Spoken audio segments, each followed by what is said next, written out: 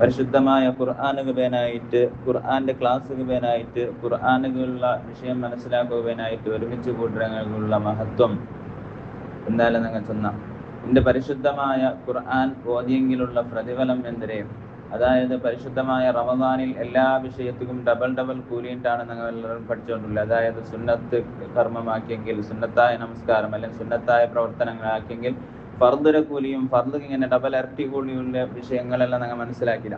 എന്നാൽ റമദാൻ അല്ലാത്തപ്പോൾ, ഈ ഡബിൾ കൂലി ഇല്ലാത്ത സമയത്ത് പരിശുദ്ധമായ ഖുർആൻ ഓതിയെങ്കിൽ എങ്ങനെ പ്രതിഫലം ഉണ്ടോണ്ട് മഹാന്മാർ വിശദീകരിച്ചു തരുമ്പോൾ അവിടെ ഹബീബായ റസൂലുള്ളാഹി സ്വല്ലല്ലാഹു അലൈഹി വസല്ലമ തങ്ങളെ ഹദീസ് വ്യക്തമാക്കിടാറ്. അതിൽ മുത്തുനബി സ്വല്ലല്ലാഹു അലൈഹി വസല്ലമ തങ്ങൾ ചൊല്ലെ, മൻ ഖറഅ അർഫൻ മിൻ കിതാബില്ലാഹ്, ഒരാൾ പരിശുദ്ധമായ ഖുർആന്റെ ഒരു അക്ഷരം ഓതിയെങ്കിൽ, ഇപ്പൊ അറബിയിൽ 29 അക്ഷരമുണ്ട്. അപ്പൊ പരിശുദ്ധമായ ഖുർആനിൽ ആ 29 അക്ഷരം ചൊമ്മ പ്രാവശ്യം വന്നത്.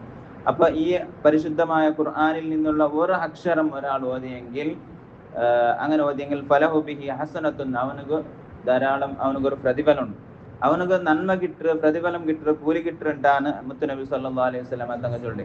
എങ്ങനത്തെ കൂലി? വൽ ഹസനത്തു ബിഅശ്രി അംസാലിഹാ, ഈ കൂലി ചൊന്നെങ്കിൽ അതുപോലത്തെ ഡബൽ ആണ്, അതുപോലത്തെ 10 നന്മയാണ് അവന് ഒരു അർഫ് ഓതിയെങ്കിൽ ഒരു കൂലിയല്ല അവന് കിട്ടുക, 10 നന്മയാണ്, 10 കൂലിയാണ് കിട്ടുക മുത്തുനബി സല്ലല്ലാഹു അലൈഹി വസല്ലം.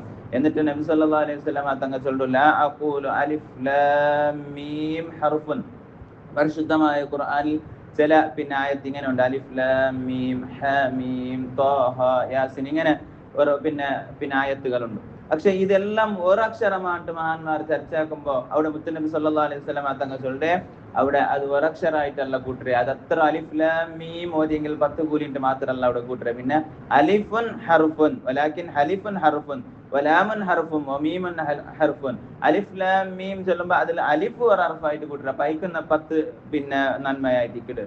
അതുപോലെ ലാമുൻ ചൊല്ലത് അത് 10 ഹർഫായിട്ട് 10 കൂലിയായിട്ട്. അതുപോലെ മീമും അതൊരു അർഫായിട്ട് 10 കൂലിയായിട്ട്. ഇങ്ങനെയാണ് പരിശുദ്ധമായ ഖുർആന്റെ കൂലി ഉള്ളേണ്ടത്. അതായത് പരിശുദ്ധമായ ഖുർആൻ ഓതിയെങ്കിൽ, ഒരു അക്ഷരം ഓതിയെങ്കിലേ 10 നന്മകൾ അല്ലാഹു സുബ്ഹാനഹു വ തആല നമുക്ക് തന്നിട്ടാണ്. അല്ലാഹു സുബ്ഹാനഹു വ തആല നമുക്ക് അതിന് തൗഫീഖ് നൽകി അനുഗ്രഹിക്കട്ടെ. ഒരു ഹദീസിൽ മുത്തുനബി സല്ലല്ലാഹു അലൈഹി വസല്ലം തങ്ങൾ ചൊല്ലു, ലാ ഹസദ ഇല്ലാ ഫി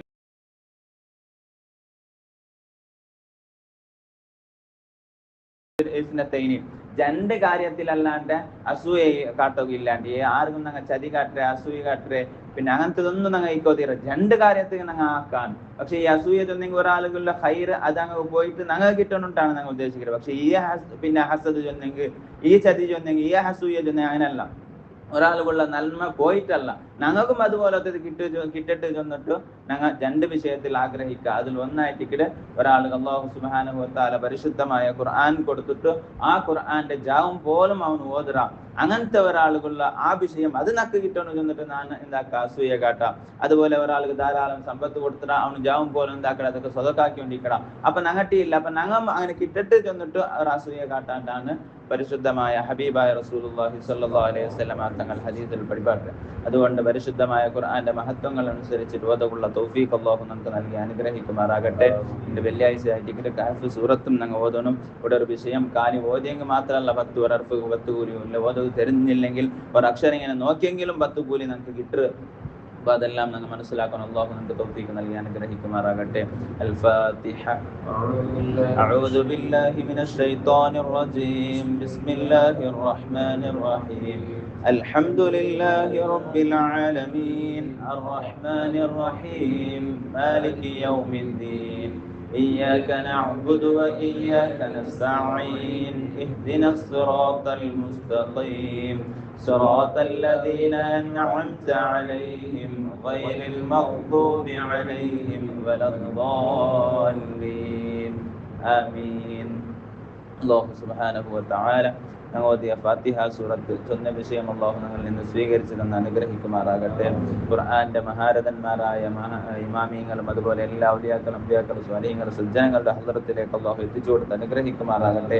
ഞങ്ങളെല്ലാ പൊരുത്തം കാവലും ഞങ്ങൾക്കും ഞങ്ങളുടെ ഉത്തരങ്ങൾക്കും ഞങ്ങളുടെ മക്കൾക്കും അതുപോലെ നാമായി ബന്ധപ്പെട്ട എന്തെല്ലാം ഉണ്ട് അതിലെല്ലാം അല്ലാഹു സുബ്ഹാനഹു വ തആല മഹാന്മാരുടെ കാവൽ അല്ലാഹു നമുക്ക് നൽകി അനുഗ്രഹിക്കുമാറാകട്ടെ.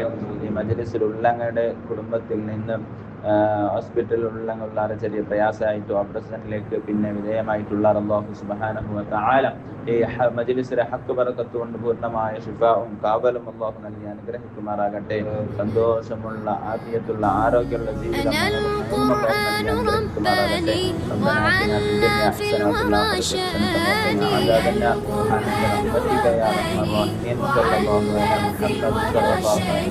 أنا القرآن أدبني